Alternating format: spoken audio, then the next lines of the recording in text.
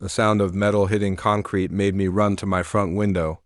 3 men in orange vests were dragging my tool boxes away from my garage while a woman in a bright red jacket stood near my driveway with her arms crossed like she owned the place. "Move faster," she snapped. "This property belongs to the HOA now." I stepped outside so fast I almost forgot my phone on the kitchen table. "What are you doing on my land?" I shouted. The woman turned and looked at me with a smile that felt colder than winter. "You must be the former owner," she said. "I'm Karen Walters, acting compliance director for this community. Your property was marked abandoned last month." I stared at her. "Abandoned? I bought this house 6 years ago." She pulled a paper from her folder and waved it in the air. "According to this notice, you failed to respond to HOA violations for 90 days. The board voted to take possession." I took the paper from her hand. The logo looked wrong. The signatures looked copied. And the date on the bottom showed a meeting that never happened. "This is fake," I said quietly. Karen stepped closer. "Careful with that attitude. I can have your locks changed before sunset." Then she pointed toward my front door. That's when I noticed it. My old lock was gone. A brand new lock sat on my own front door. For a second, I honestly thought I was looking at the wrong house. "You changed my lock?" I asked. Karen smiled. "No, your new HOA lock changed your lock." One of the workers laughed. Another carried my family photo box toward a truck parked across the street. I reached for my phone. Karen suddenly raised her voice. "Everyone here is a witness. This man is trying to force his way into HOA property." Several neighbors opened their curtains. Some looked confused. Others looked scared. Karen knew exactly what she was doing. Then she made a call and spoke loudly enough for everyone to hear. "Yes, officer. We have a trespasser refusing to leave private property."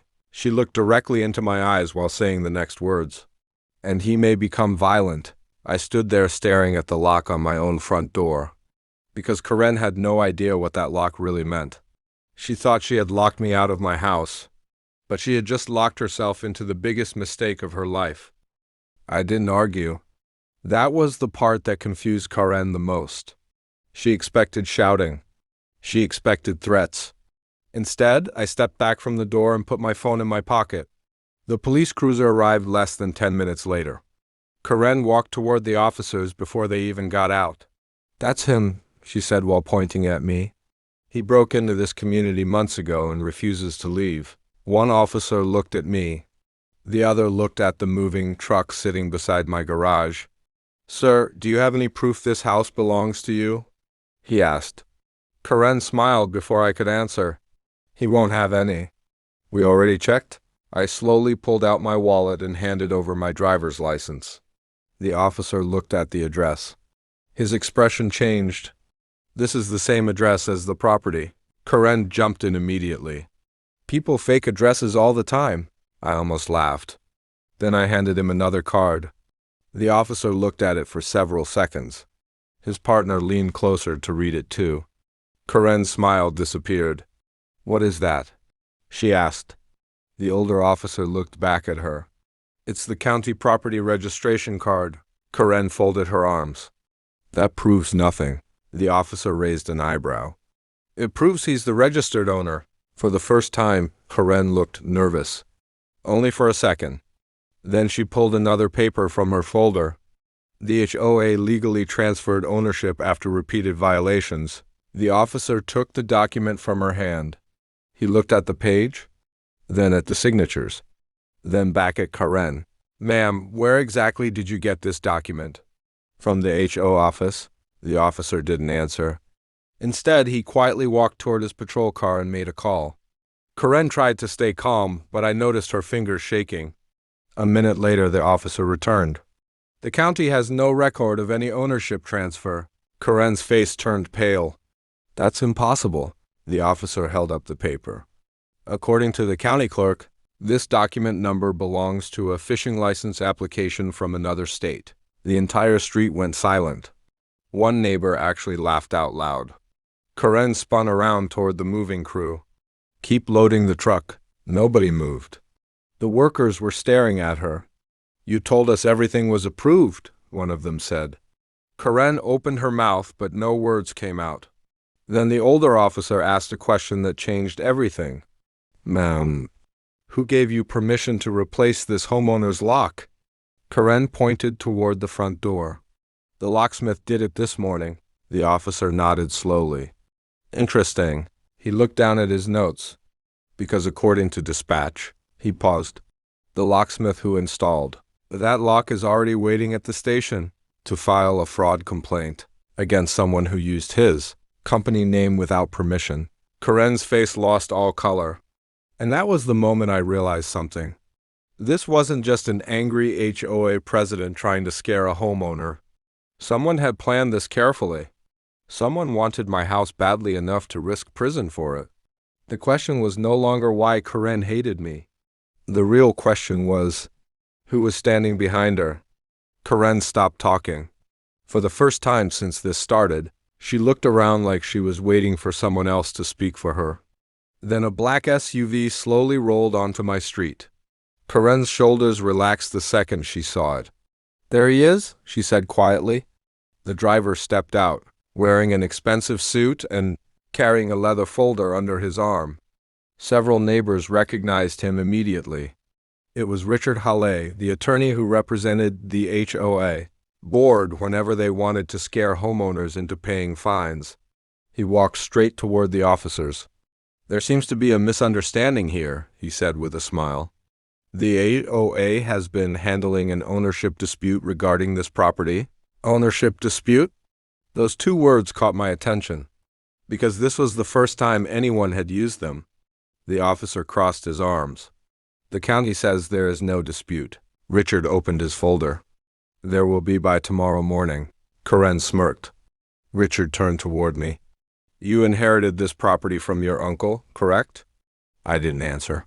His smile grew wider. "Then you already know the problem?"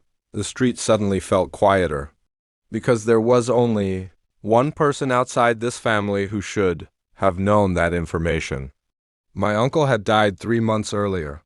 His name had never appeared on HOA paperwork. It had never appeared in public records connected to this house. I looked directly at Richard. "How do you know my uncle owned this place before me?" His smile disappeared. For the first time, he realized he had spoken too much. Karen quickly stepped in. "The AO investigates ownership records." "No," I said. "You investigate violations?" "Ownership records are handled by the county." Neither of them answered. The older officer noticed it too. His eyes narrowed. "Sir, where did you get that information?" Richard adjusted his tie. "Public sources?" But his voice didn't sound confident anymore. Then my phone rang. I looked at the screen. My stomach dropped. The call was coming from my uncle's old attorney. I answered immediately. His first words made my blood run cold. "Do not leave your property." I stepped away from the crowd. "What happened?" "They finally made their move," he said. "Who?" There was a long pause. "The people who have been trying to get your uncle's land for almost a year." I looked back at Karen and Richard standing near my driveway. Suddenly, everything started making sense. The fake notices, the fake documents, the lock, the moving truck. This had never been about HOA rules.